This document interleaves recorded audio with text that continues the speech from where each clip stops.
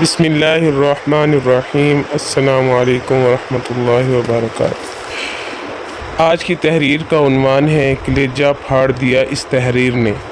جب موت آئے گی تو یقین جانے کہ کچھ بھی کام نہ آئے گا۔ آپ کے دنیا سے جانے پر کسی کو کوئی فرق نہیں پڑے گا اور اس دنیا کے سب کام کاج جاری رہیں گے۔ آپ کی ذمہ داریاں کوئی اور لے لے گا۔ آپ کا مال وارثوں کی طرف چلا جائے گا اور آپ کو اس مال کا حساب دینا ہوگا۔ موت کے وقت سب سے پہلی چیز جو آپ سے چلی جائے گی وہ آپ کا نام ہے۔ لوگ کہیں گے کہ ڈیڈ باڈی کہاں ہے؟ جب وہ جنازہ پڑھنا چاہیں گے تو کہیں گے کہ جنازہ لائیں۔ جب دفن کرنا شروع کریں گے تو کہیں گے کہ میت کو قریب کر دیں۔ آپ کا نام ہرگز نہ لیا جائے گا۔ مال، حسب و نسب، منصب اور اولاد کے دھوکے میں نہ آئے۔ یہ دنیا کس قدر زیادہ حقیر ہے اور جس کی طرف ہم جا رہے ہیں وہ کس قدر عظیم ہے۔ آپ پر غم کرنے والوں کی 3 اقسام ہوں گی۔ نمبر 1، جو لوگ آپ کو سرسری طور پر جانتے ہیں وہ کہیں گے ہائے مسکین، اللہ اس پر رحم کرے۔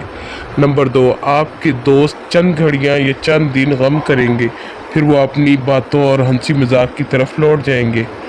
آپ کے گھر کے افراد کا غم گہرا ہوگا، وہ کچھ ہفتے، کچھ مہینے یا 1 سال تک غم کریں گے اور اس کے بعد وہ آپ کو یادداشتوں کی ٹوکری میں ڈال دیں گے۔ لوگوں کے درمیان آپ کی کہانی کا اختتام ہو جائے گا اور آپ کی حقیقی کہانی شروع ہو جائے گی، اور وہ ہے آخرت۔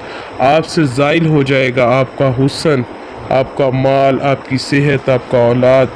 آپ اپنے مکانوں اور محلات سے دور ہو جائیں گے۔ نمبر 6، شوہر بیوی سے اور بیوی شوہر سے جدا ہو جائے گی۔ آپ کے ساتھ صرف آپ کا عمل باقی رہ جائے گا۔ یہاں یہ سوال پیدا ہوتا ہے کہ آپ نے اپنی قبر اور آخرت کے لیے ابھی سے کیا تیاری کی ہے؟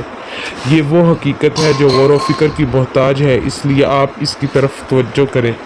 نمبر 1، فرائض۔ نمبر 2، نوافل۔ نمبر 3، پوشیدہ صدقہ۔ نمبر 4، نیک اعمال۔ نمبر 5، تہجد کی نماز۔ اور نمبر 6، اچھے اخلاق کی طرف۔ جیسا کہ اللہ تعالیٰ کا فرمان ہے کہ اے میرے رب، تو نے میرے قریب مدت تک مہلت کیوں نہ دی کہ میں صدقہ کرتا؟ وہ یہ نہیں کہے گا کہ میں نماز ادا کر لوں یا میں روزہ رکھ لوں یا میں حج اور عمرہ کر لوں۔ علماء کہتے ہیں کہ میت صرف صدقے کا ذکر اس لیے کرتی ہے کیونکہ وہ اپنی موت کے بعد اس کے عظیم اثرات دیکھتی ہے، لہذا زیادہ سے زیادہ صدقہ اور خیرات کریں۔ اور بہترین چیز جس کا آپ ابھی صدقہ کر سکتے ہیں وہ ایک وقت میں 10 سیکنڈ کی ہے۔ آپ خیر خواہی اور اخلاص کی نیت کے ساتھ اس تحریر کو دوسروں تک پہنچائیں، کیونکہ اچھی بات کہنا بھی صدقہ ہے۔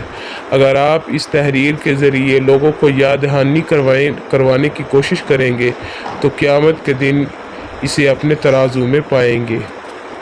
جیسا کہ اللہ تعالیٰ کا فرمان ہے قرآن پاک میں کہ نصیحت کیجئے لوگوں کو، کیونکہ یقیناً نصیحت ایمان والوں کو نفع دیتی ہے۔ یہ تھی میری آج کی ویڈیو۔ آئندہ ایک نئی ویڈیو کے ساتھ حاضر ہوں گی۔ اللہ حافظ۔